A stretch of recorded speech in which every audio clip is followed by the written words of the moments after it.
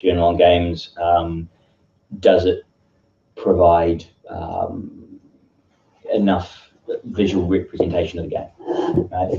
Is the game described well enough? For the scientific evidence, do you have to touch them as well? Is this proof that it's good enough? Yeah, often there. Yeah, so another category can be. Usually is at the end methodology, kind of general comments, and you can use those for questions like that. Yeah. You do the same when you're reviewing PhDs or proposals or things. So there's a bunch of similar kind of processes. I thought Ellen got a really hard deal with her PhD. She was applying to a PhD, so she wrote a plan, and she had 3 reviewers. The first reviewer said, there is no way you'd be able to complete that amount of work in a 3-year period, therefore we'll reject it. The middle one said, that's an excellent project. I propose accepting it and funding her. And the third one said, that's far too simple. It's about 6 months work, and so I reject it. And so she got 2 rejections and 1 acceptance, and so they rejected it because he got 2 rejections. He's going, but I think they rejected it. 2 rejections, you couldn't go through. So yeah, so that's what you said. Yeah, you can have those sort of issues, and they just didn't, because they had a rule. If 2 people say reject, then it wouldn't go forward to the discussion round. Right, so you need 2 accept and 1 reject. It would then go to discussion. It should always go to discussion. At that point, it's So in some conferences it always goes to discussions, and some you have more strict kind of a guideline. Sometimes you have less strict. Always you look at the how relevant it is for that workshop, right? So as Simon said, usually you have to check relevance. Even if it's a perfect paper and not relevant, it's kind of, you have to reject it. And then it's the quality of the research and so on. So it and depends. You usually you can get sort of 4 categories. Some will give you 1 category, publish or not. Right? And if you say no, then it's a kind of reject or accept kind of thing. But others will do publish as is, publish with minor revisions, resubmit with major revisions, and reject. And so you give one of those 4 levels. And then some will have rules around, unless if there are. You have also strongly reject as well. Yes, it's strongly reject. Like reject and then like massively reject. It's a real hassle when. Like the paper yesterday we had. That would be like. I would strongly reject. Strongly reject. Yeah. There is no hope. But I went like a couple of years ago at this P-Health conference, and they kind of being as friendly as they were before, but one of the conference organisers, one of his papers was in there, and his colleague, and it was a bad paper. And I wanted to. I thought, oh, that's a bad paper. But I got Runa to do it independently of me, and so he gave it a strong reject.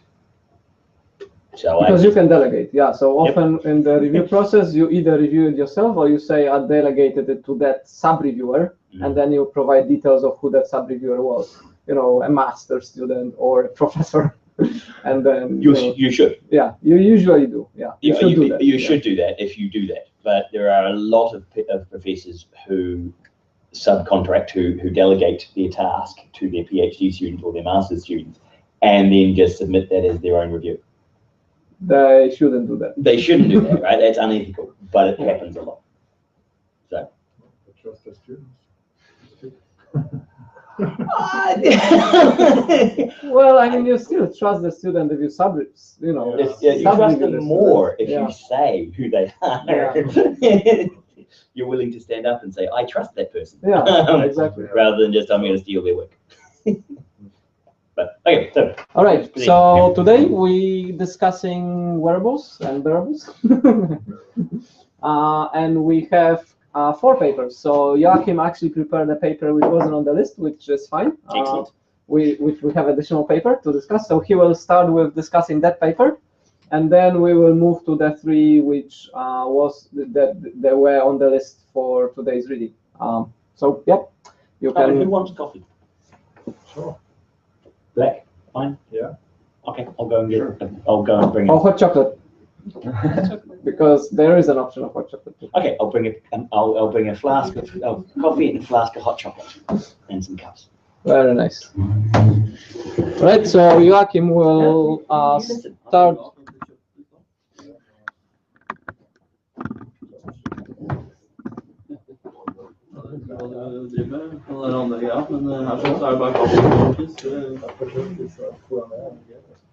Yeah, so I found my article at IMT4007, so it's kind of, yeah, it is kind of business-ish. Yeah. Slightly business focus. Yeah, it is. The author seems to know a lot about marketing. I also visited his webpage, and it's yeah, it's kind of marketing-ish. Yeah, he has different articles and stuff.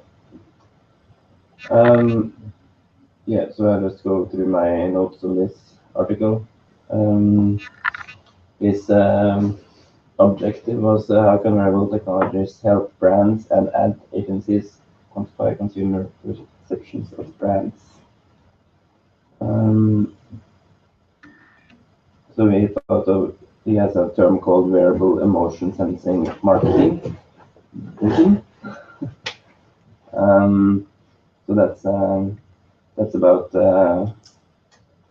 marketing. Yeah, marketing. So you think you can determine a person's emotional reaction to brand engagement and thereby enhance the brand. Selling more products is the objective. He has 8 dimensions. Yeah. So he uses biometric health data, geological data, body movement, facial expression, eye movement, voice analysis, human tears, and neurochemicals. So this is kind of future related.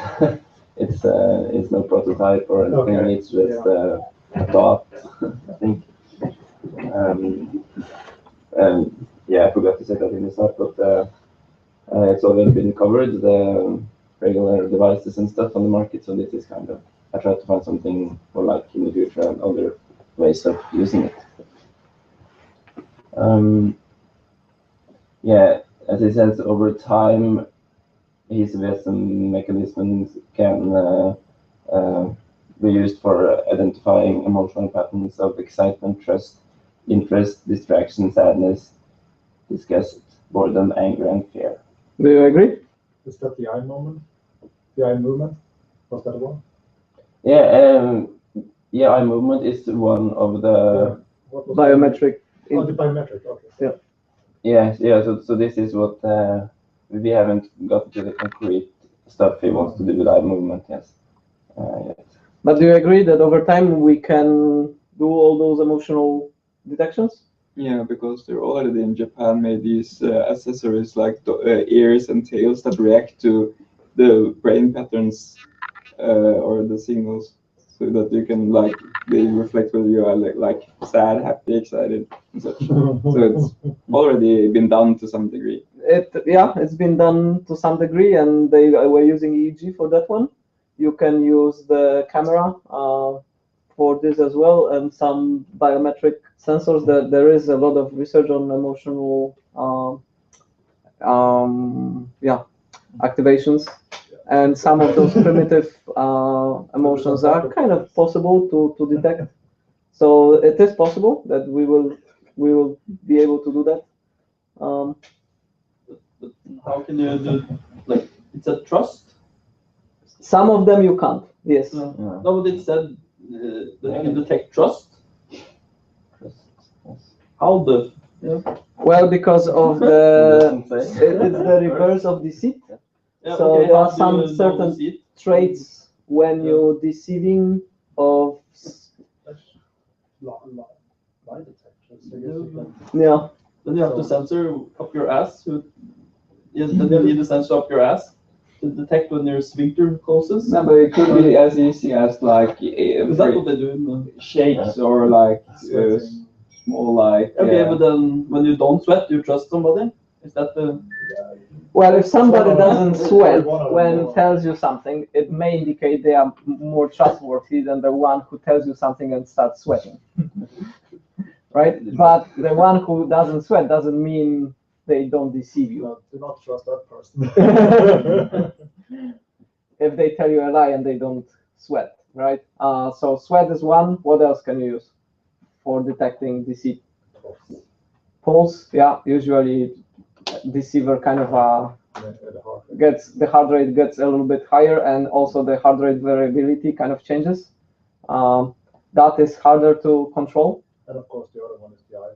Yeah. Eye movement, yeah. Pupil size. Pupil size, dilation, yeah. What else can you use? Heard on TED Talk that people that like slightly shake their heads. Yeah, you can use body language, so you can have a camera which observes the body language. Eye contact. Yeah, eye contact. I'm not sure if it's real, but I saw it on a TV show where they said that if you look to the right, you're trying to remember, but if you look to the left, you're trying to lie. To deceive, yeah. I think I'm pretty sure that isn't...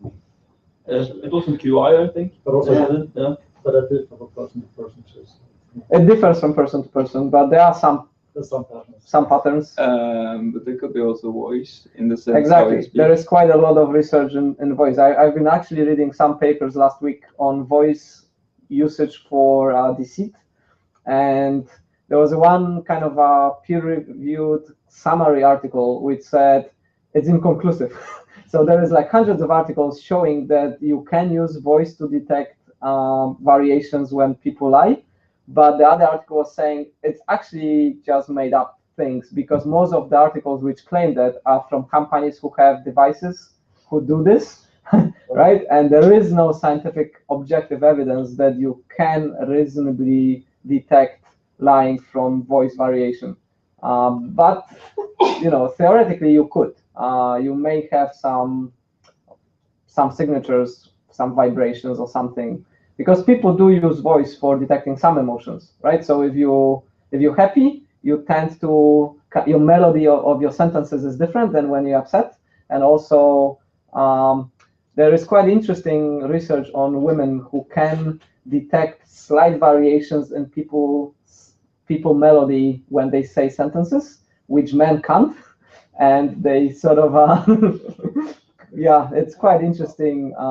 Yeah, actually read an article around that women were the human lie detector. Or something. They are much more sensitive, exactly. So they are equipped in sort of more perception capabilities than men, and they kind of see those slight variations, and they can also use them. They kind of can modulate their sentences in slight variations than men can't. But I don't know. I mean, I'm not an expert, so I just read a couple of articles claiming that. So it's kind of interesting. So voice is another one. Yeah, skin resistance, kind of a sweating. We talked about it. What else? There was a British movie about that one. It's called Lie to Me. Have you watched it? It was about micro expressions. So there are some kind of micro movements of muscles on your face which are involuntary when you experience certain emotions, and they are so small that often you can't really notice them and you can't control them. But with the fast frame camera, you can record them and you can analyze them. So they kind of you could use those for lie detection as well. Poker. When you're bluffing, you often see like people have their own like signs. For instance, like flipping a finger or like Or scratching something. Yeah, exactly. So it's like, I think the issue when it comes to, for instance, voice recognition is that if you're, one thing is having like a person in a laboratory, okay, tell a truth, tell a lie.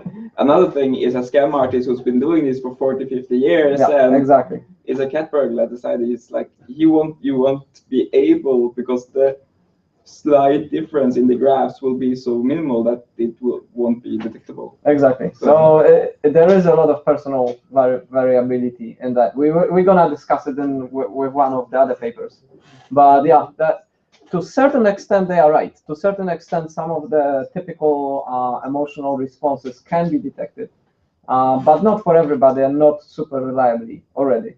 But the technology will kind of, yeah, we're trying to do that. We're trying to do that for various reasons. For example, there was an interesting study of people wearing some smartwatches to estimate the stress level, so how stressful they were.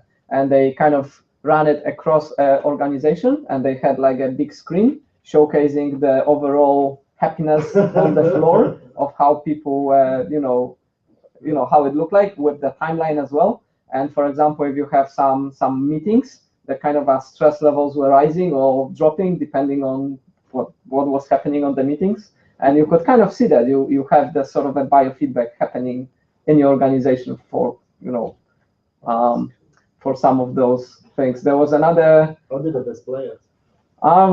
Yeah, with the kind of a graphical thing with green, with colors, and with the timeline. Put a map in front of you, and it's just changing color. Yeah. There was another study which was using biofeedback for a masseuse training.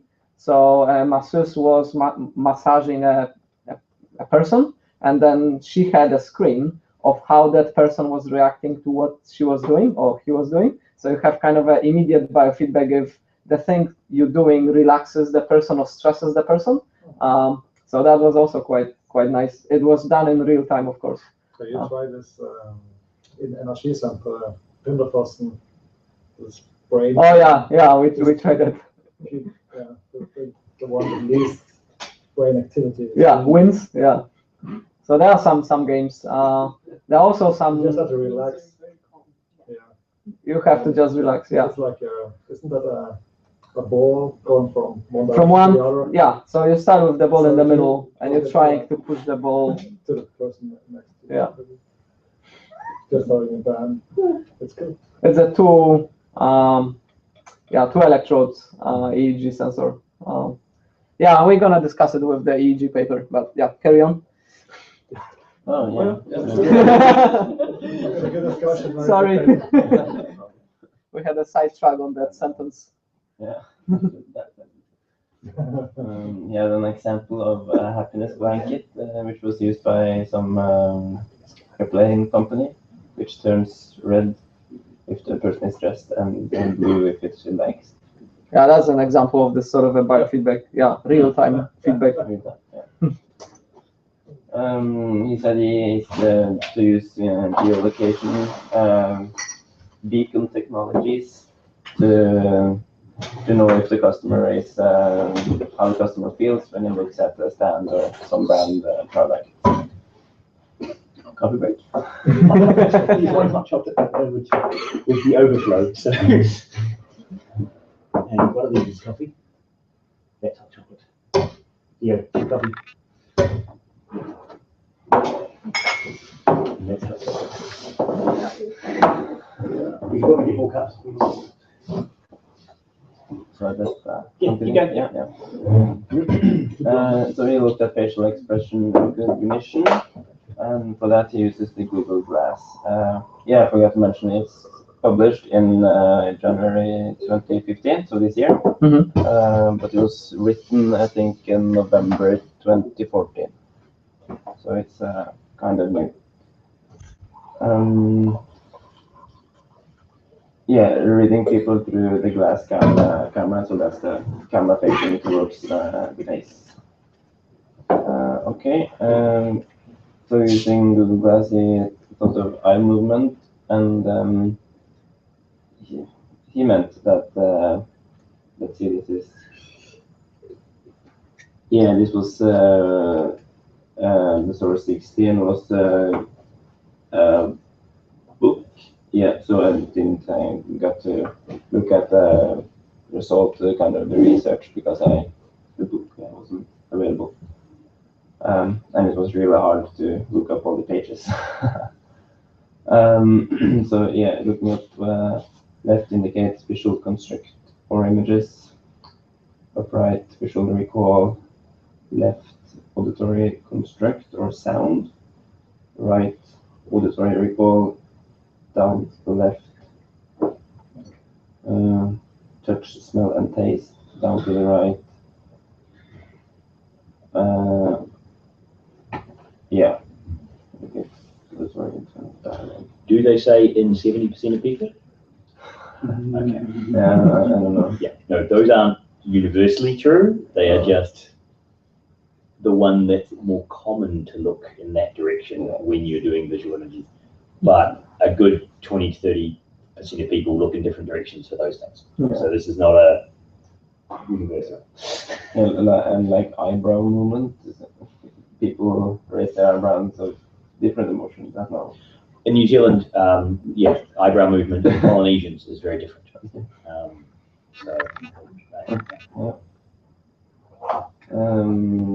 Voice analysis. I guess it's possible on laughter and crying, yeah, and gasps and stuff. That's can be too hard to recognize. Yeah, the yawns are also kind of controversial. So it was typical to consider yawning as a side of boredom, but they kind of going away from that now. Yeah, But I thought that was the brain in the ear. Yeah, so that's the more. Yeah, and this one's interesting about human tears. I looked up this source, the 21. So that was a Google X Labs on contact lenses. I have the page.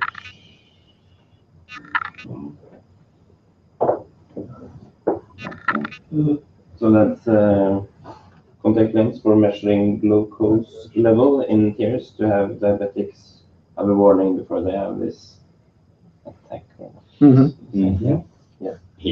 So that's, but it says here that there's still some legal issues holding it back. Yeah. So you cannot trust yourself. No, you can trust the result. It's you know, the issues of putting things in people's eyes and recording the data and getting FDA approval, and it's nothing. It's complicated. It's not the practical stuff. It's the legal stuff. Like if somebody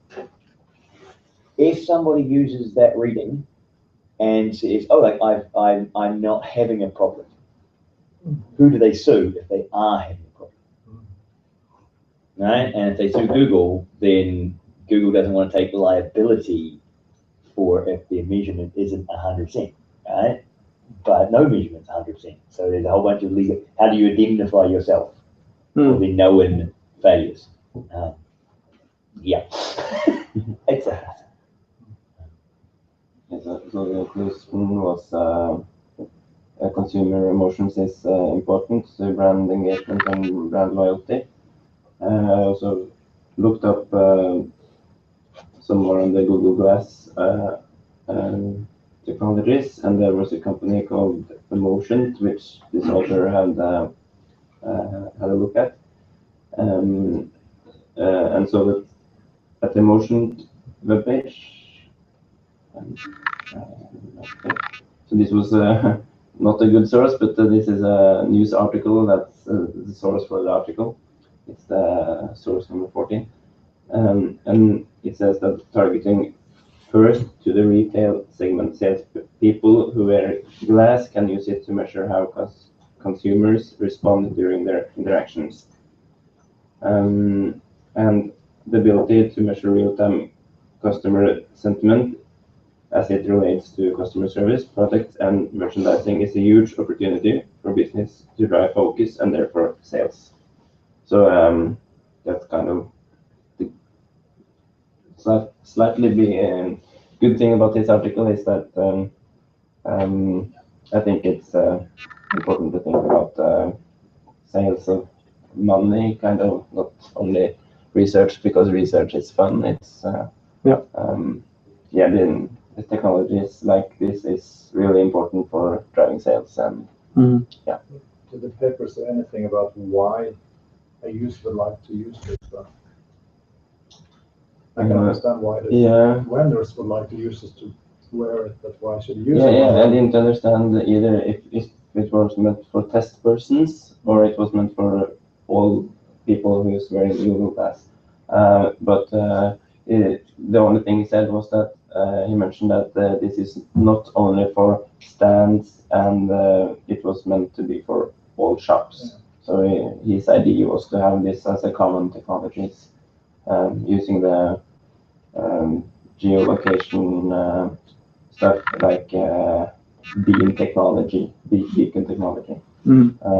to communicate kind of a short range, I guess. It'd be cool when this is applied on the dating market.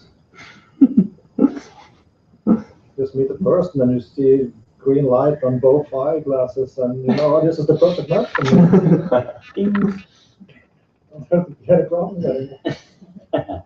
Yeah, so that's Well, you get first initial attraction rather than perfect match. Yeah. It's probably a difference. So what was the summary of the article? What was the kind of the final conclusions? it was that it would be very beneficial if this technology was put together. Yeah.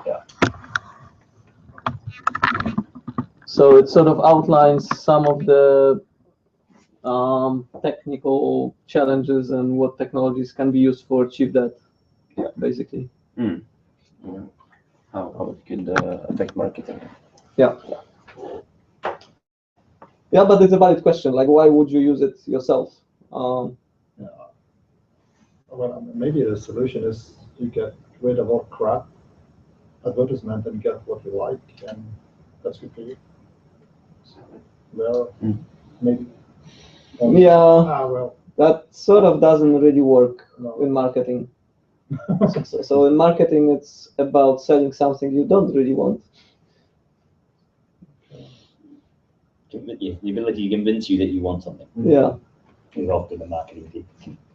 Oh, so you're going to change the commercial based on your reaction? Well, we certainly know that that's what Facebook could do, right? Facebook uses profiles to try and give you different versions of ads depending on what kind of. But it's still the same reactions you shit they want to sell, but they're just going to present it another way. Yeah, Yes. to try and convince you that this is what you want, rather than. Exactly, internet is dangerous. Yes.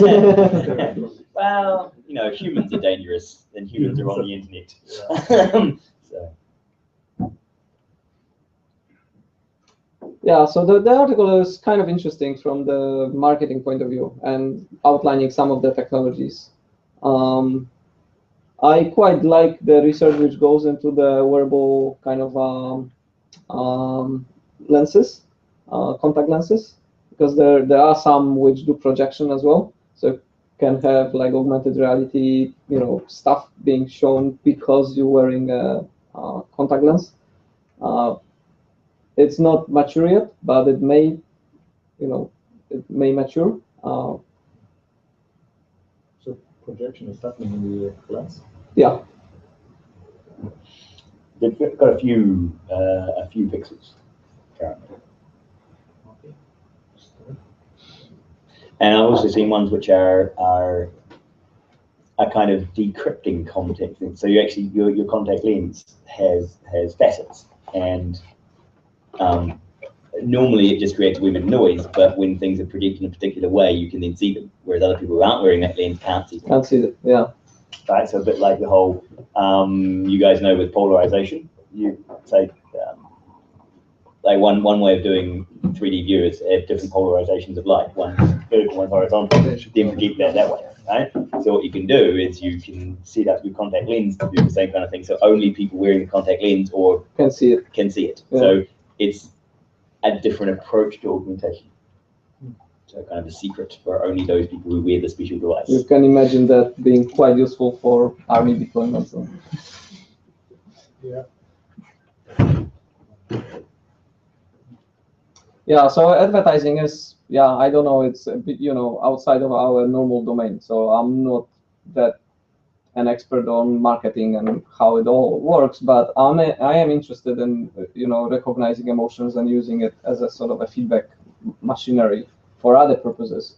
And there are other uses, as we were discussing, for training or for learning or for, Could be pretty useful for those with psychiatric, like depression, for example. That's right. logging mood swings to see if there are like certain events that trigger or if it's just certain times. Yeah, exactly.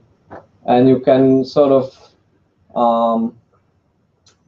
teach the system to predict some of the reactions that may happen, right? So before you actually have an episode, it can kind of warn you that it may happen. You should do some, evasive actions.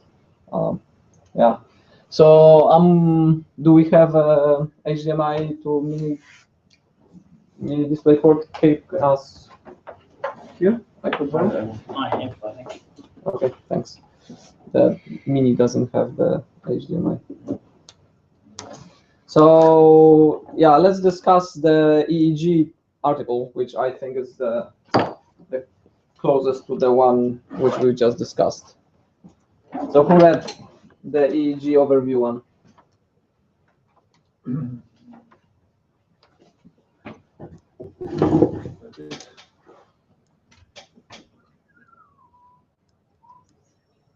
I actually were just accused of it. Okay, I never served it. It's a bit on the back side, yeah. He's from Serbia, yeah. That's all. Oh, he's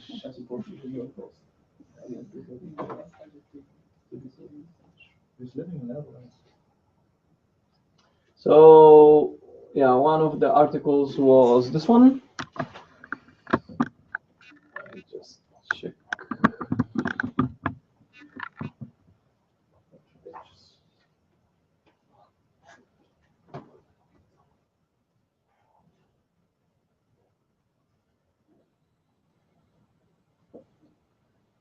All right.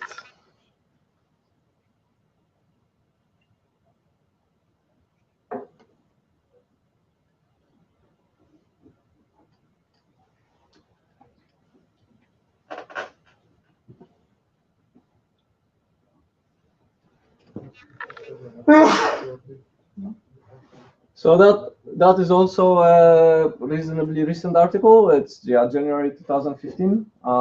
So what can you tell me about that one? Really? Yeah. Who read that article? Okay.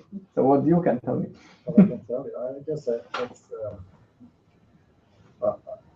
what I wrote down as a summary for myself. I said it's a nicely organized summary of the status of the state-of-the-art research in this area, and present a complex material in an understandable way for a layman. Mm-hmm.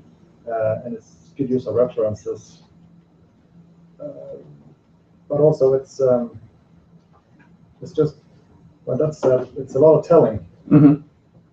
So I just have to trust the sources, his sites, and other sites, and that kind of thing. So it's what I liked with this one is the organization, the flow.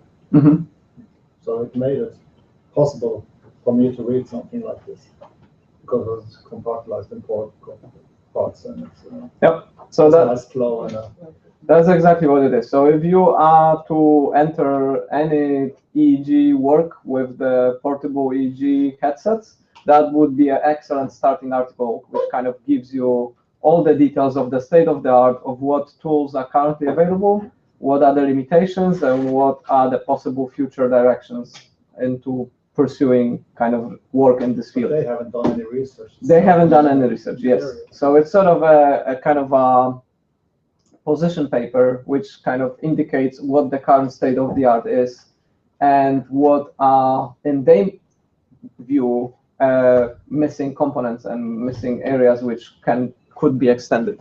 So I really like the organization as well, and I think they've done an excellent job with sort of going through all the available systems. So they have a number of systems they have reviewed. They indicated some of the problems. They outlined the whole pipeline from the activity in the brain to how it is kind of measured, and to how it is processed and how it is stored. Next page, you can actually show a picture, and picture tells a lot. This one. No. So that was the first one. Yeah, the first picture. Yeah, that's the one. Yeah. So it's yeah. So that's the 4 area. The whole kind of 4 areas and the entire pipeline of processing to close the loop with the person. They also indicated a number of use cases of where conducting EEG measurements in a hospital is not applicable, because the main focus, as the title suggests, is in daily life. So it's outside of the laboratory sort of circumstances. They outlined all the environmental and the factors which kind of influence the measurements. So there was an entire section related to that. The artifacts. So they indicated some of the problems when measuring EEG. What I really liked is they had I don't remember where it was. I haven't marked it, but there was physiological.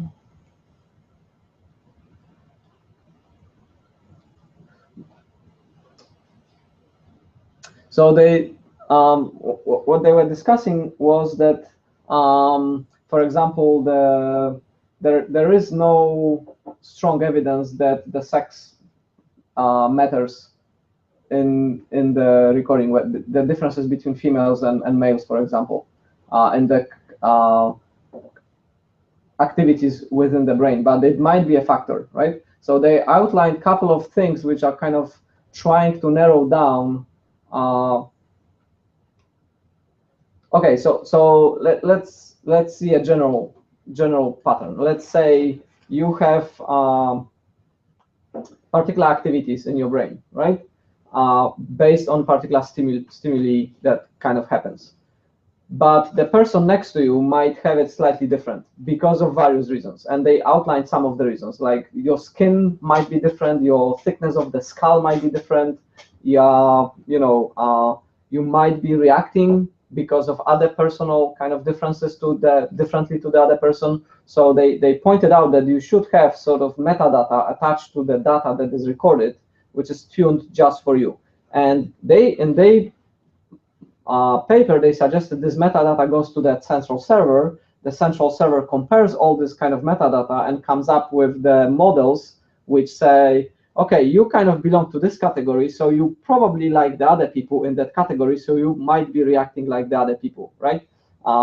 So that's great, right? That's how you, instead of broadly generalizing that everybody's activity is the same, you're kind of trying to find those clusters of finding people with similar kind of activities. And then you can make predictions, you can make analysis, and everything is simpler because you have more focused sort of categorization of those activities.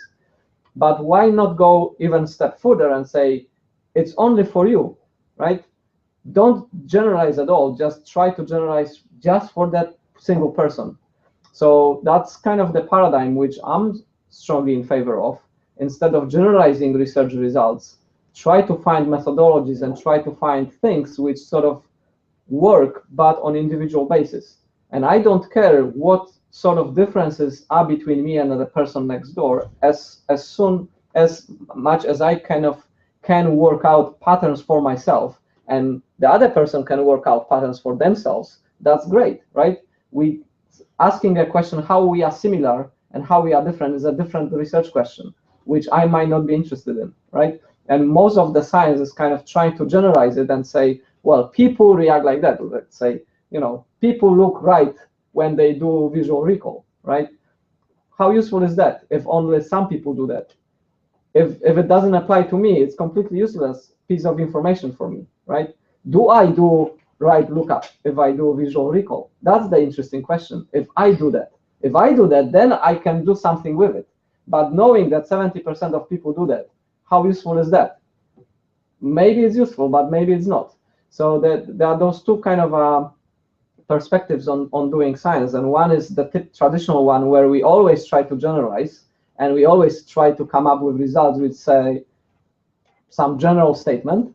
And the other one is like well, let's not do general statements. Let's do statements which are specific. Let's say, okay, where Mimosa looks when she do visual lookup, right? And then we can check if she's lying or not, if she does kind of visual lookups. Yeah. So that's kind of the interesting question, and I don't know the answer. And for some research, it makes more sense to be specific and not to generalize. And in the case of the EEG, I think that's might also be the case, right? Because everybody's brains differ slightly. And sure, you may have common patterns of activity when you're reading or whatever, and that might be useful information. But we kind of reaching a point with technology and with wearables and with the cloud services that we can do without generalizing. We can do, okay, that's just for you. We kind of do machine learning and we do models just for you. And we don't generalize it to anybody else. They also talked an interesting statement that there is research suggesting that activities do differ depending on your age. So when you are a kid, your activities are different to when you are adolescent and when you're adult and when you're elderly, right? So you yourself change. You go through some of the changes. So for example, we were doing some project on gait analysis of how people walk.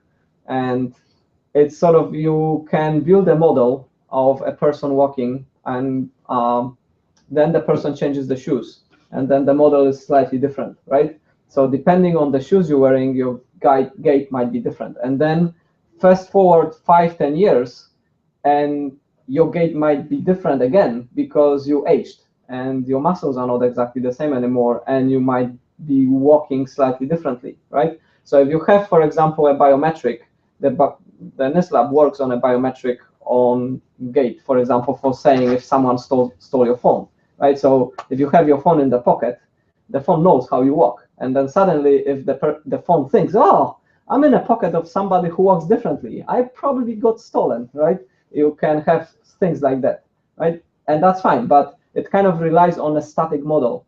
What if that model changes? What if that model evolves of yourself being slightly different, you know, day by day or year by year? You have to have those kind of biometric things adapting to the changes of the person who is providing that biometric. So a lot of times that part is not being taken into account, but sometimes it is. So there was a long-lasting study. I think it was 15 years or so. And in one of the workplaces, they used eye pupils for biometric entry tools. You know, you open the door by a scanner scanning your retina. So they actually have the photographs of retina of everybody in this workplace for extended period of time, and they checked how that differs.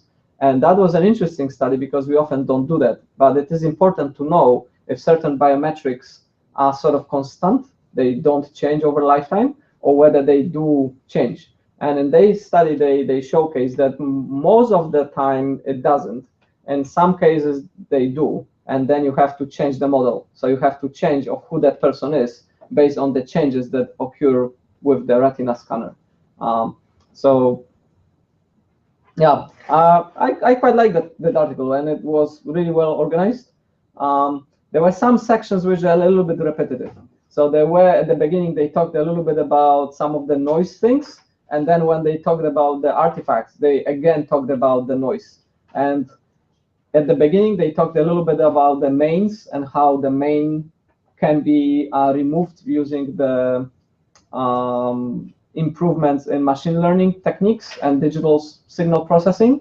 And later, when they talked about the artifacts, again, they talked about the mains and the noise which the mains generate.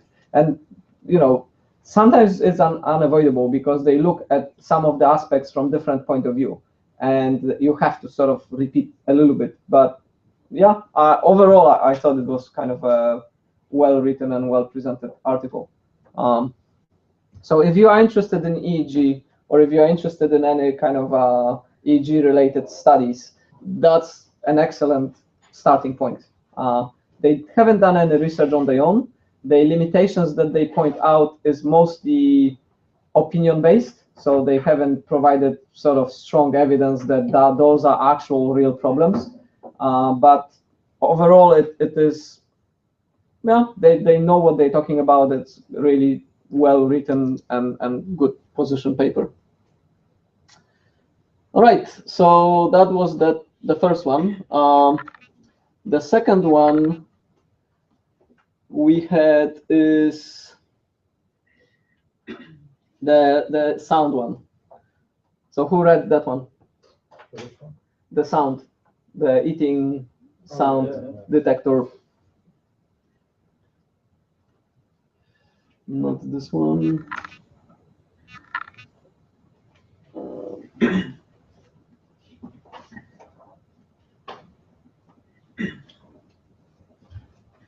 That one was reasonably short. So what do you think?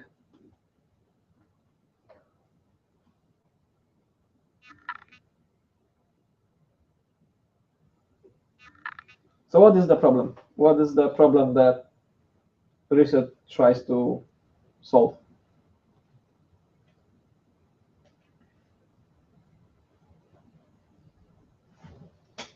Lifestyle disease. Yeah, it's in the first. Bad eating. It's in the first sentence. Yeah. Yeah.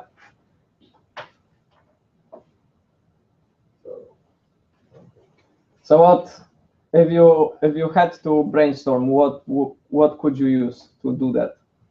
What comes to your mind to monitor Instead of this. instead of the sound? Yeah.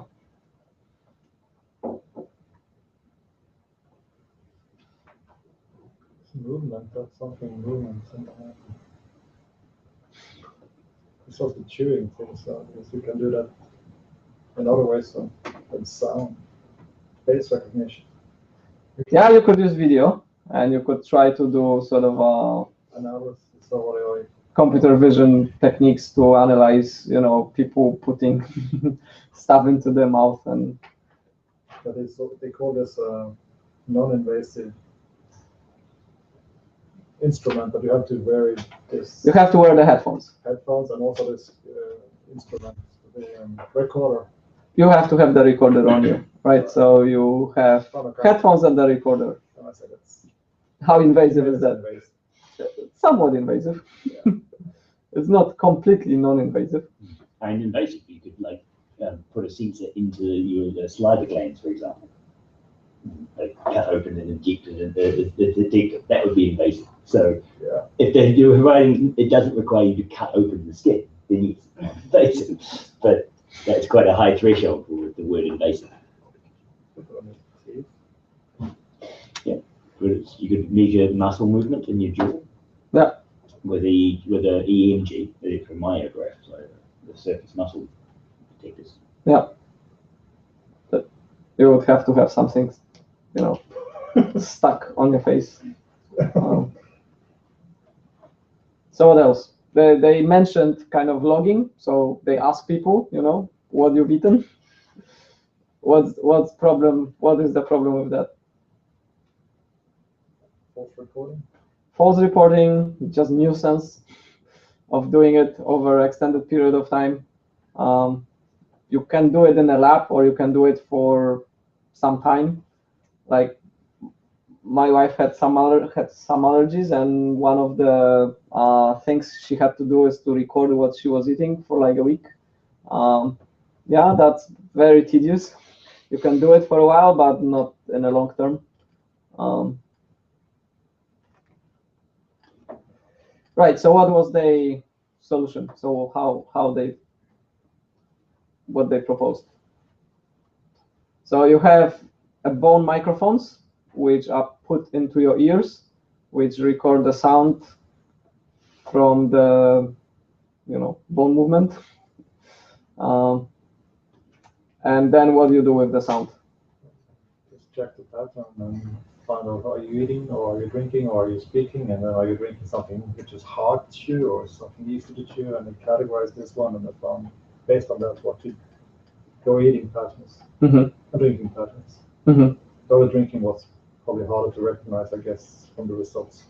Yeah. So what they've done first. So first they told participants to. Oh yeah, they gave them a recipe of what they have to do. Yes. This is what you should eat and how often, and this is what you should drink, and then also the speech thing was speak for was it 40 seconds? 40 seconds of reading something. Yeah. Or read a book. Yeah. Yeah. They were reading aloud. Yeah. But I didn't really like this one. Didn't find it interesting. So the idea is quite interesting. The study itself is to be desired to have a little bit more rigor, I would say. But the idea of you being able to detect what people eat from the sounds their mouth makes is quite interesting. And also the ability to be able to recognize some of the foods per person was also quite interesting. The interesting also was that across the group, it was getting worse. So if they try to generalize, like people chewing rice, and they use 5 people and they measured the person against the group, the success rate was lower than if they measure it against that only one person, which is not surprising, right? That's what we were just discussing. That often you trying to generalize is counterintuitive. I mean, it doesn't matter how other people chew rice. I mean, what matters is how I chew rice, right? And if you eat together with a group of people, you can see some finish in 10 minutes, another can go on for an hour, so you know this is not going to work. That's right. Yeah. So what else? What else you would improve in that research?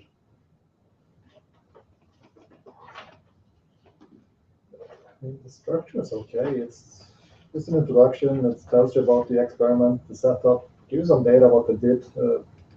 I guess you can do this over again if you would like to try to do the same based on the information in the paper. I think, yeah. I think that the details they provide are sufficient for you to reproduce the results, or you wouldn't be able to repeat it, but you can sort of set up the similar setup and try to reproduce it. Reproduce it. Yeah. And, I don't know. I just counted the number of references. It's 10. It's well, it shouldn't be. At least it should be less than 10. So it's a short paper. It is a short paper. Yeah. That's good. But they've managed to kind of convey what they've done and how they've done it. So they provide you the details of what gear they've used, how they've done it, that it wasn't really a kind of a wearable setup, really, because the recording was done with the voice recorder and then analyzed in MATLAB offline. So it wasn't kind of a real-time thing. It was data collection, data processing, and data analysis stages. They were kind of separated. Maybe because it's 5 years, so they didn't have a small sensors as we have to. Yeah, that's right. They discussed details of how they do the audio analysis, what sort of features they've used. So they outlined all those features they've used. You familiar with all those signal processing techniques? Yeah, you.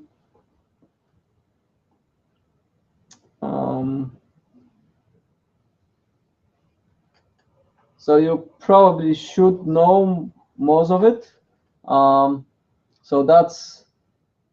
you either have time domain or frequency domain. In this case, we kind of turned the signal into a frequency domain. So here we have a spectra of frequency and the power which is provided through that frequency. So the maximum peak frequency is the highest, the strongest signal on the frequency domain. And then you can calculate the centric. So you calculate the mean.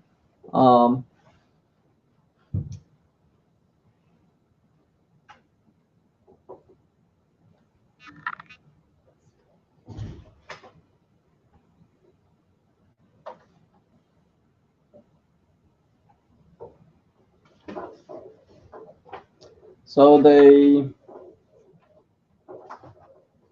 They didn't discuss external sound sources.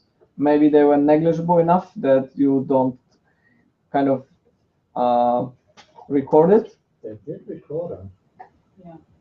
Yeah, that's true. They had an external microphone which was recording and they were doing But I don't that. know if they used it. That's right. Yeah. Yes, you're right. They were using an additional microphone to record the external sound data.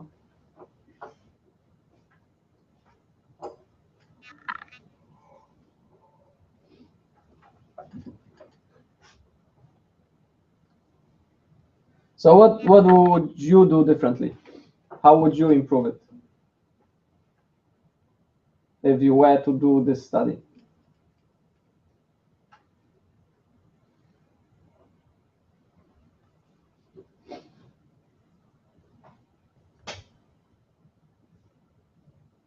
First thing you have to do is to consider the way of gathering the information or kind of sensor you like to use. Is there another way of doing it? I guess that's my first take on that one.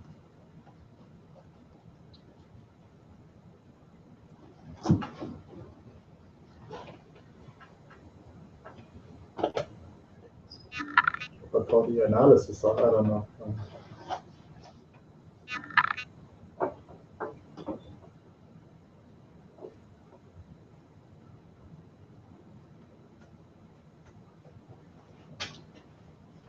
So there was an interesting problem because, for example, they've used chewing gum for training the model because chewing gum doesn't change the structure as you chew.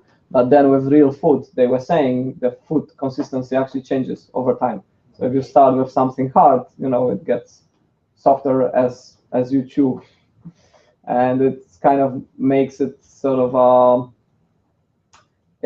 from one hand it makes it harder, but from the other hand it makes it possible for you to recognize if the bite you've taken is of some soft food or hard food, right? If you analyze the change of some of the properties. Yeah, the other interesting thing was they've used those spider plots, which Simon discussed on one of the Serious Games lectures. So they kind of categorize, like, for example, that's a rice cracker and that's just rice, right? And you sort of see them on multiple axes at the same time. So you provide kind of a classification means of visually analyzing the differences between various foods. I'm not sure there is some sort of value. Exactly. Why should you want to know? That's right. Something harder. So they haven't argued that case, right? They haven't explained it. Because in the research, they just said they want to have the habits. So, but what are going to answer if you choose something hard or soft? Or what about a cake with a hard crust and you have a soft top? So they haven't went into that, right? So they kind of stopped. The focus of the article was, is it possible to do something? But then what you do with the data wasn't discussed. That's a different story. So perhaps you should start with that from the end. Perhaps you should start with the motivation of what is valuable for doctors and whatever to tell you something about their lifestyle based on what should be the input for that. And then you try to get that input. But what they say, we have this, and now, you're the doctor, do something with it. Yeah, I'm trying to understand what they're actually trying to do. But the chewing slowly along is good for your health because it keeps you strong. Yeah. But then you can say you are eating a lot because you're chewing a lot, but that can be wrong because it's different from person to person. So I don't, like you said, the data, what can you use them for? That's right. So that part was missing. Yeah. So I think the bit they've done was okay. I don't see a lot of flaws in the actual, way they've done what they've done, but I see a problems with the bigger picture of where it fits in. I don't see exactly why you would collect that particular data. right? So it's a bunch of students forced to do something and they did their best. Possibly. That's the result. Yeah. It was reasonably written paper, short. If you were to do something with the categorization of food based on sound detectors, you probably would reference them. You probably would say, well, you know, there are other researchers working in that area and they've done this. So, any other comments on that one? The last figure. What the second principle component? Yeah, that wasn't explained. Yeah, I didn't understood that one either. Okay, good. No. So they haven't really discussed that in detail of what, yeah, what that was.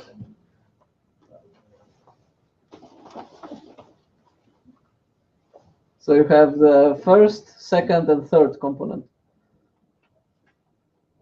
Perhaps it's just projection of the clusterings of some sort.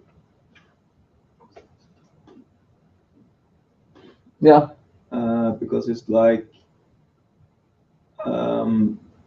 the high springiness is used in both, and you have like the hard crumbly and the soft food. So you perhaps attempt to show the correlation between springiness and whether it's hard or soft food. It corresponds to the number. Well, it was found at the first component. Because it's like that way when you see the. Yeah, so I understand that those are clusters, but I don't understand what were the samples and how, you know, how you've done the categorizations. I think they're just trying to show the correlation between hard and soft food. Because at least that's my assumption. Okay. Because they had the hard crumbler, which basically were like rice cracker and stuff, and they had like the soft food, which were like these fish sausages. And then they have like the spread, since it's spread out and it's more closely connected than the others. It seems like they're trying to say that it's a closer relation with springiness and soft than there is with the hard and the springiness. I can see that. Yeah, that's possible.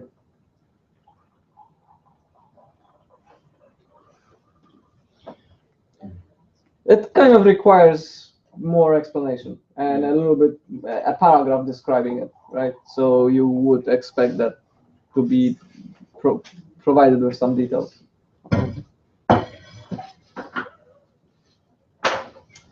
All right, so the last article. The last article was the oldest. So who read that one? That one.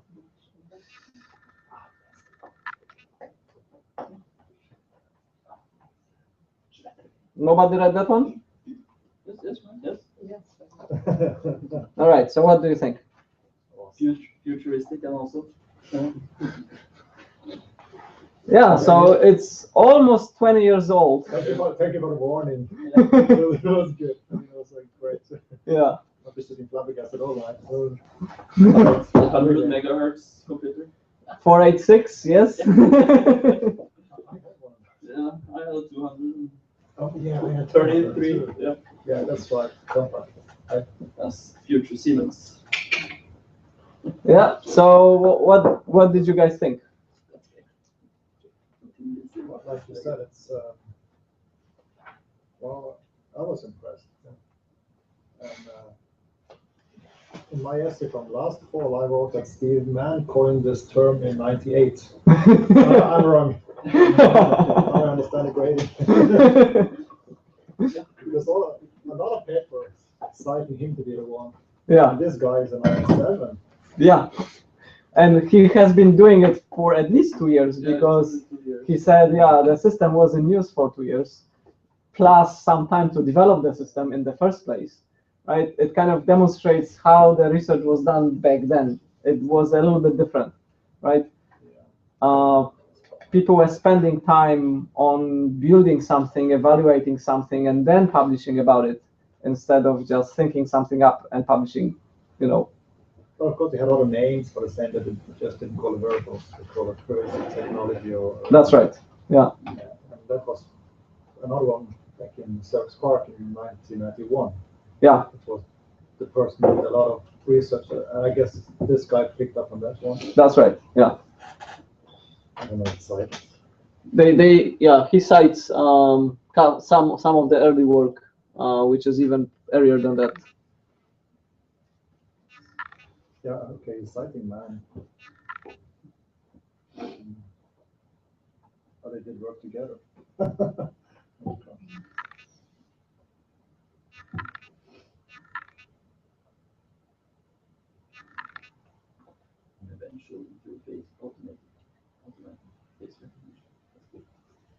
Yeah, that's cool.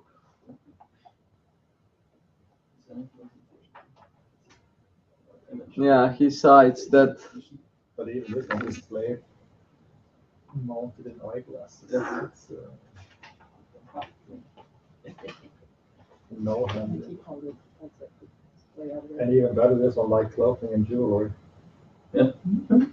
Yeah. So I like this paper on multiple levels. One, it is well written and easy to follow article as well, right? Yeah. You kind of, even though he discusses some of the more complicated things, like with the matching of the keywords with the documents and the indexing, it is kind of information-centric theme, and there are publications which are heavily kind of information-centric, but he kind of describes it in a very approachable way, and you sort of understand of what the metric they've used is and how to use it.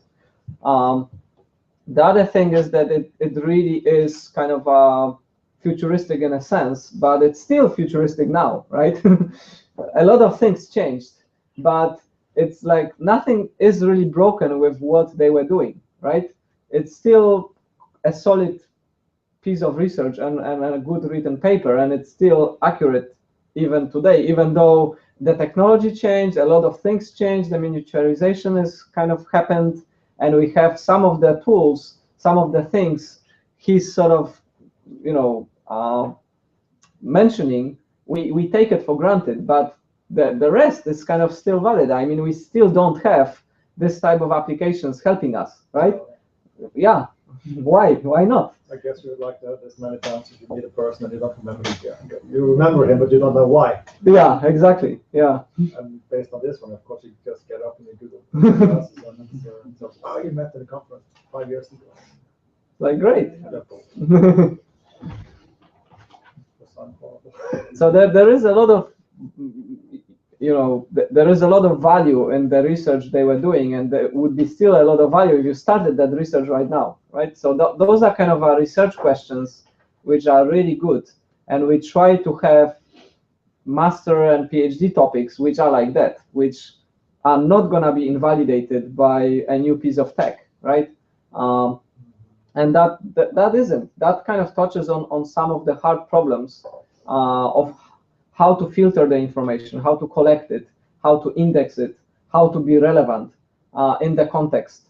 And yeah, I thought, you know, I reread the paper now. I read it some time ago, and I still thought it's still a brilliant paper. It's still kind of a really interesting. So there are some interesting open questions in it. So one question is how you present the information. So he was mentioning that they try to be proactive and present the information to you kind of all the time, but after a few weeks, you start ignoring it because most of the time it's irrelevant, right? So how would you do that? How would you present the information when it's relevant, right? Yeah, that's a hard question. But I tried to do it using the context sensing, but I didn't have probably all the sensors to do the right context sensing. But even with today's context sensing technology, if I have a constant flow of suggestions based on where I am and what I'm doing, his conclusion would still be valid. I would start ignoring it after a while because I can't focus on it kind of constantly telling me some things. So you have to have sort of a recall affordance, right? So I would like to have, like, when I need to recall something, the system to pick it up and then try to help me. So you have to combine. Yeah, exactly. You may need to combine more to what the original system was. How could you do that? How could you be non-invasive in that, right? You may have kind of a feedback mechanism. So I can try to train the system when the system thinks it would be good to give me hints, to reward the system with, like, yeah, you helped me, or come on, stop bugging me. Like, I don't need you kind of telling me about something right now. So you have to have incorporate some sort of feedback to the system. Facial recognition. Yeah, exactly. Emotions. The other thing he was mentioning is, I talked about it in the previous lectures, is about short keyboards. Do you know what short What's that? keyboards are? Right. So. Oh, is that the one? Okay, yeah, okay. Yeah. So that's the short key. Yeah. So there are different devices. You have kind of piano-like looking keyboards, but you have keyboards which are, yeah, okay, got it. you get the idea, right? So you have like this one. So the idea is that you have your hand in your pocket and you can type. You can type text, right? Because you basically, it's sort of like a musical instrument for typing. So you have certain combinations of chords which record certain key strokes or combination of letters. And you can kind of use one hand in your pocket, not looking at it, and you can type text. So you can say, oh yeah, I'm on the lecture, right? Instead of you having to use both hands and your eyes to do this activity. Theoretically, that sounds awesome. Yeah, but in practice, as I was telling you about the Nokia research, it works if you train yourself to do it. It's just training yourself to do it is a very hard threshold. You have to have a lot of value out of that. And for most applications, you don't get that value, right? So it is useful, but the costs are quite high, right? So you have to balance the cost of you getting there with the value you get out of the skill, right? For example, for me, I was typing on QWERTY keyboards, and I decided to switch to Dvorak, right? Because I thought the benefits of lifetime typing with Dvorak keyboard are better than me spending few weeks kind of being really crap and have to go through the transition. Well, I don't know if was it worth it or not. I mean, the research suggests that you are faster and you do less finger movements and you have less of those diseases related to keyboard use when you actually use Dvorak, because you mostly operate in the middle row, right? Majority of letters you use when typing are in the middle row, are just under your fingers. Whereas on QWERTY, majority of letters you type are in the top or bottom rows, and you have to kind of keep doing that, because the QWERTY was designed for that, for the letters not to jam. So that's why it was designed. So you have to move your fingers to different rows when you're typing a single word, so the mechanical things don't jam when they hit the paper, the typewriter. But there is a cost, right? And most people say, well, I can't be bothered kind of paying that little cost of few weeks of you being crap to get the benefit. So that's why we still have QWERTY keyboards instead of Dvorak keyboards, even though Dvorak keyboards are kind of better. And in practice, it took me about 8 weeks to be really crap like painfully bad in typing, and then about 3 months to kind of exceed the speeds of what I could type on QWERTY, right? So it was about a 3 months investment, you have to say. And now? Now I'm using Dvorak, and I'm faster than on QWERTY. Okay. Yeah. I didn't even know you can file. I mean, you can re-lay out your keyboard. Yeah, sure. So I just switched the keyboard layout to Dvorak, and Okay. yeah. The side effects is that I stopped using QWERTY. So now when I have to type on QWERTY, I'm actually pretty bad, right? So anytime I have to use QWERTY, I actually have to look at the keyboard and kind of type slow with 2 fingers. Yeah.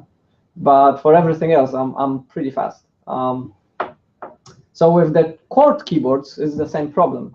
Like they are useful. I would love to be able to just type some short notes to myself with my hand in the pocket, but the cost of teaching myself that are quite high. And also there is quite a different range of devices. I would have to stick to a particular device, and then I may or may not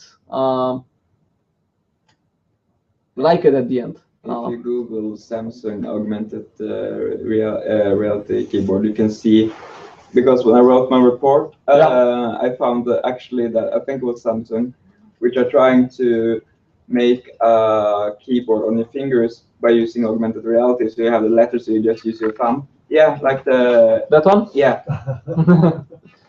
using your finger to thumb to just press the instead of having the keypad. Yeah.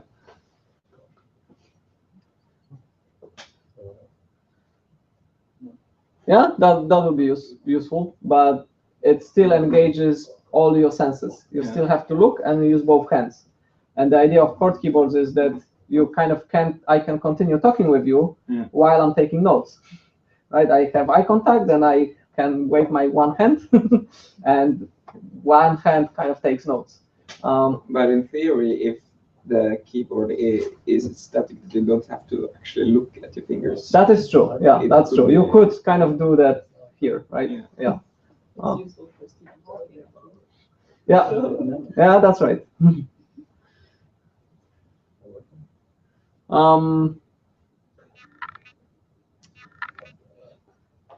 Hands-free use. So that is still not solved. Portable while operational, all smartphones are, right? All your smartphones in your pocket can work even though you don't use it. It wasn't the case when he was writing the article. As he was saying, PDAs have to be turned on. If you turn it off and put it in your pocket, it is off, right? That's not the case anymore. The phones track you. They have the motion coprocessor. They do things when you're not using them, and they're kind of autonomous. So that part is kind of done. And same with the wearables. They are operational while you move, walking, and so on. Hands-free use, yeah, that's that part is almost done and gets better every year, right? We get more sensors packed into the devices that we use. That is kind of solved, and the proactive part is still a problem. So the hands-free use and proactive are not really solved, and we haven't progressed that much with those. For recording data, we did, but not for kind of a both-way feedback. Proactive is done in some way, like getting your email just on your wristband or something like that. Yes, but it's done in a very dumb way, right? So the email arrives on your mobile, and the watch tells you you got an email. Yeah. But that's more of a distraction than a useful thing, right? What I would like to have is the watch telling me you got an important email that you should read right now, right? And all the other emails, I don't get the notifications. I get so many notifications that I ignore them because it became a noise instead of being a useful thing. So when I was doing my master's in '98, I wrote the email client, which would notify me when I get an email. So I spent a lot of time in front of the computer, So I wanted to have the pop-ups, right? But I only wanted to have a pop-ups when I myself would judge the email to be important. So I had kind of a machine learning system which was learning itself to tell me only the notifications that I consider important to pop up. Everything else would be ignored, right? So that was 20 years ago, and it still is not solved issue. We still get notifications for everything, right? Because the systems can't really tell what's important, what's not. Why? Yeah. Why the watch tells me all emails I'm getting? That's useless. It should only tell me the emails I think are important. So you cannot configure it like that? You could. I mean, I could 20 years ago, writing my own piece of software to do that. Google is trying. Yeah. In some way. I mean, you have tags. You can tag this is some of the something emails important, but you have to do it manually, right? And yeah, I don't know. I don't know if they.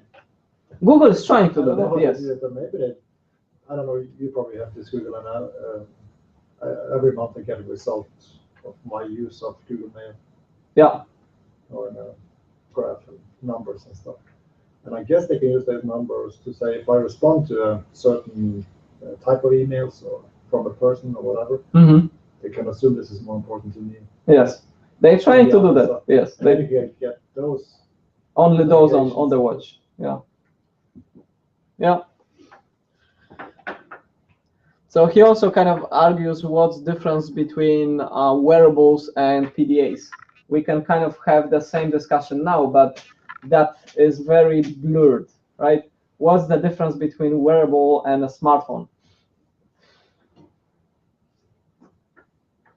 What if I have the Android watch, which has the phone capabilities on the watch? It's harder to kind of clearly separate what's a wearable and what's a smartphone. In the old days, it was easier because the PDAs were just PDAs, but now they kind of cross the boundaries. So we have smartwatches which don't have phone capabilities. We have smartwatches which do. We have, smartphones which do sense things. We have smartphones with the pulsometers. Is the smartphone with the pulsometer a wearable? It's kind of not really, but it kind of is because I have to touch it with the finger and it measures my pulse. So, yeah. Well, I mean, we use those definitions for purpose, right? So if you need to classify certain things for a certain purpose, then you would classify them accordingly. But it sort of doesn't make much sense to be generalizable terms. Yeah, so he doesn't mention it. He doesn't mention it in the article and in the references, but there is one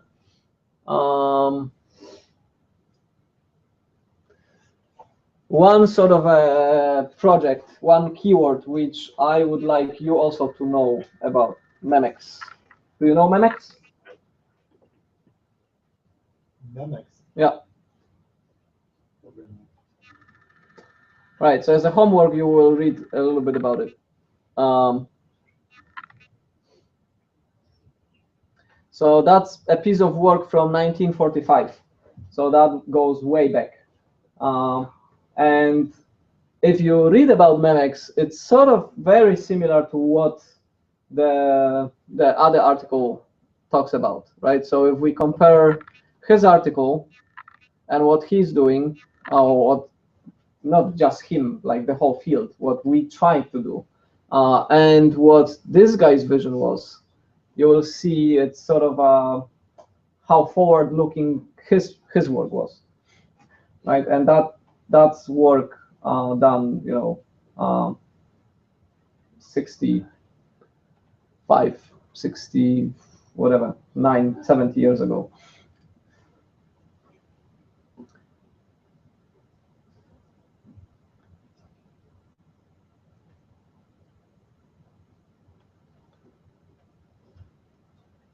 And he had a prototype as well. back then. It was a part of DARPA. Yes. It's good to have both from time to time. So even though we kind of work with the latest technologies and sort of latest gadgets and look into the research using the watches and so on, sometimes it's worth kind of going a little bit back and seeing what questions people asked before and what solutions we can have now. So one reason why I really like that paper also is because if you think about it, he identifies some problems and some use cases and some things 20 years ago, right? And now you have technology which can do this easily. So for your innovation projects, as you remember from the first seminar, you can use some of the ideas from the past and use them in a context which is applicable right now, right? So some of the things like the location, sensing, and so on is trivial. Like you can easily do that with smartphone. And you can use some of the use cases and some of the things he talks about today with the technology that we already have.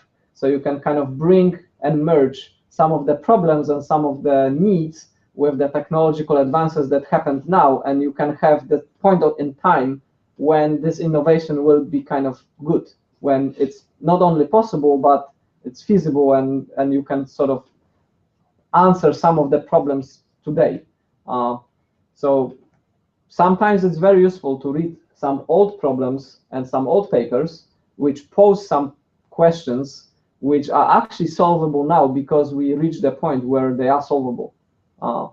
So yeah, that's why I would like you to see this paper from that kind of point of view and also read on Memex of what he was trying to achieve and how. I'm not saying you should solve exactly the same problem and for exactly the same use case.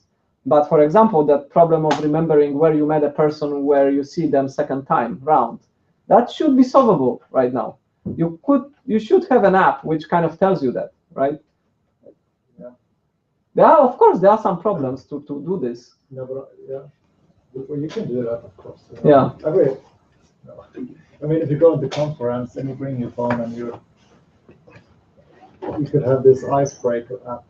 So you have to, instead of using your card, V-card to and then exchange them, you just using your phone, and then you have the V-card at the same time, and then of course information can come up. Yeah. Telling you met this guy before. Exactly. Yeah. So he also talks about like sensing with whom you talk, and he says, well, we could use the video or whatever, some tagging technology, but you know, everybody has a Bluetooth, and you can just turn the Bluetooth on, and the phones can talk to each other over a short range without you even doing the gestures, right? So as I'm saying, the technology is now to solve some of those issues easily. You can detect with whom you met or with whom you talked. When I was 2 years ago in Aalto University, they had a project for conferences and for workplaces. So you had your Wi-Fi on and you had your Bluetooth on, and the phone knew with whom you were in the room, right? So it was tracking how much time you spend with your coworkers and with whom, right? It's possible. I mean, you can do that. Non-invasive. I mean, it's non-invasive because you just need to have your smartphone in your pocket. But it's not invasive. It's intrusive. It is intrusive, yeah, and you have to opt into that. But again, it sort of provides you additional information, right? It identifies who you spend the most time with, and you know, you were on a meeting. Like, who was on that meeting? Who was that other guy? Like, you know, it kind of keeps track of certain things. And the same on the conference. It tells you, for example, who visited exactly the same sessions as you. He might be interested in the same topics that you are, right? So maybe you should talk. Maybe you should just have a handshake with that person because of the common interests, right? So they also try to do the, like, if you're checking the proceedings, it was trying to annotate the PDFs that you are browsing and find how similar are you to the other researchers on that conference. And by checking those PDF viewing patterns, you can tell there is a guy who you probably should talk because your interests are kind of almost identical, right? So you might not be able to do that without the technology, and you might not be able to do that like 20 years ago, but that's possible now. You can do that. It's not something easy, and as you say, it's a lot of this is intrusive, and most of it has other issues, ethical issues, and so on. But yeah, you can have things kind of combined. You have those. Oh yeah, that's another thing. I talked to you about that camera which you attach to your clothes, and it kind of records everything all the time. They changed so they originally were called Memoto. So Memoto or Memeto? Yeah. So it was called Memoto, and it was a Kickstarter project. They got funded and they have the prototypes. But they renamed it to Narrative Clip, right? Yeah. So it's not, it's still the same thing. It looks basically the same as before. They have a second version. It kind of looks like this, but they renamed it to Narrative Clip instead of the Memoto camera. And it works the same way. It records a photo, I think, every 30 seconds. All the time, unless you put it flat on the flat surface face down. So when it's black, completely black for a few shots, it stops, right? And then you have to sort of yeah. It is wearable. It is a wearable, yeah. By definition. Yes. And then you have an app which kind of stores all your images, and you could combine this type of thing with the meeting other people thing, right? So here it's kind of hard to recall. Is it geolocation on this one? Because you don't like they have a clip tool which has a GPS as well. The first version didn't have a GPS. It doesn't have a microphone and doesn't store any context. You can type some tags into your photos, but that's not part of the setup, right? But you could combine this with the contextual thing of the other research and have this sort of oh yeah, you met that person, and it brings the information from the context and from the archives. At the time when they have location. Yes. And then they have the picture. Yeah, that one is not live. So it stores the images and then sends them to the server, and then you can retrieve them and review them. So it's not a live feedback loop that it kind of records and you get instantaneous kind of data on your phone. But you could. I mean, the second model has a GPS and Wi-Fi built in, right? So you can kind of combine into some innovative ideas of solving some of those issues. All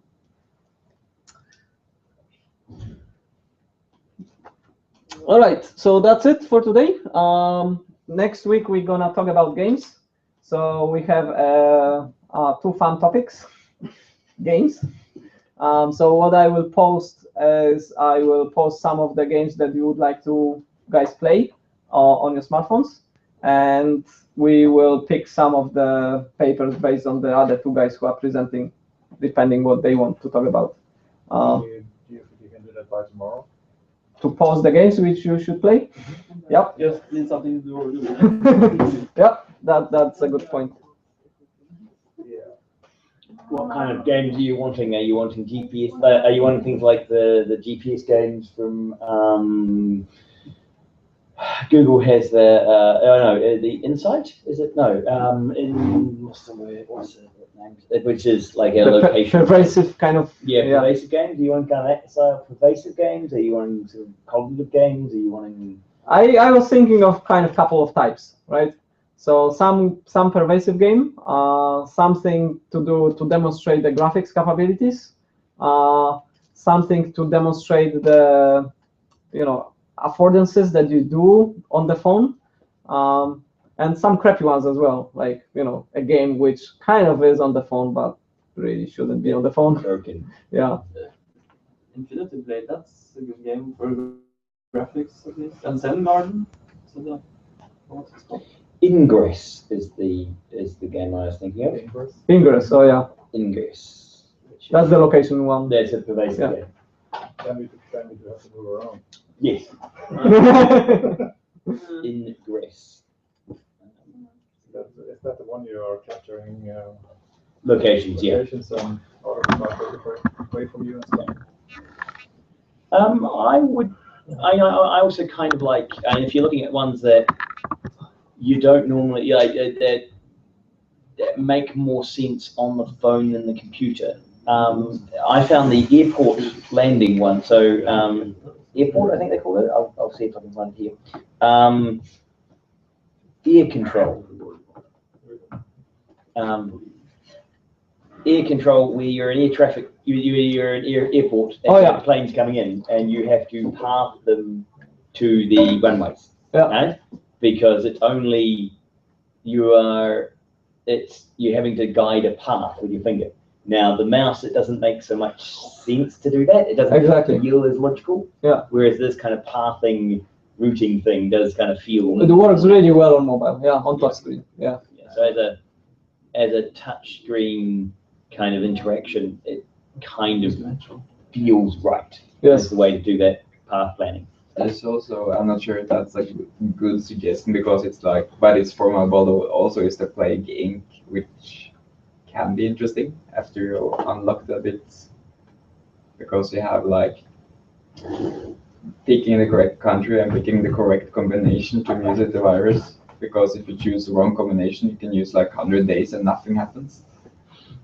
Because you have like the poor countries are easier to infect, but the issue is that there are low traffic. So, and if you choose, for instance, USA or Europe, you have like the threshold, but then once it catches, yeah, it is like everywhere. It takes by storm. For instance, I tried to start in France. I used 2 years before I managed to make it spread, because there were too high antibiotics and environments around it, where like you had Germany, which were colder and wet or more moist, and Spain, which were hot, and France was like normal, so I had to like mutate the virus to be both handle both hot and cold and antibiotics. So it's like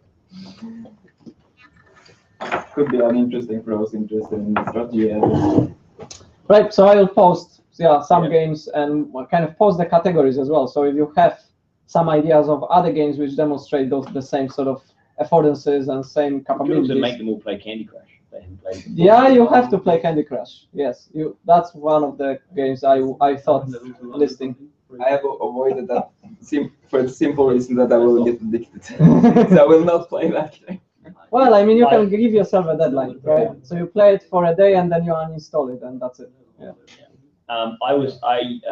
I played Candy Crush a bit, a reasonable amount earlier, until like King got all arsehole-ish about trying to ban all of the. It's exactly the same. And then I installed it. Fuck you, assholes. Yeah. And stop playing.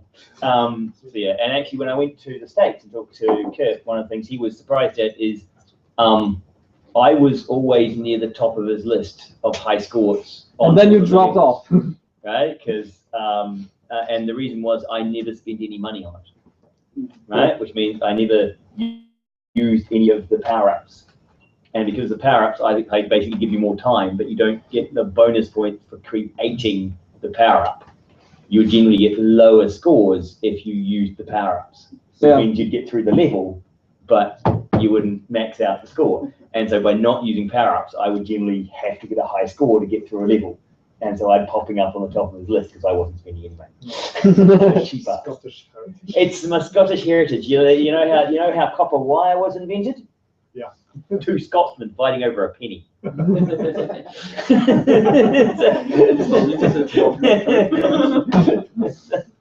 Yeah. And the other phrase is, yes, Scotsmen have short arms and long pockets. Couldn't get to a wallet. Sorry, yeah. Lots of traditions of Scotsmen being tight-fisted. Yeah, so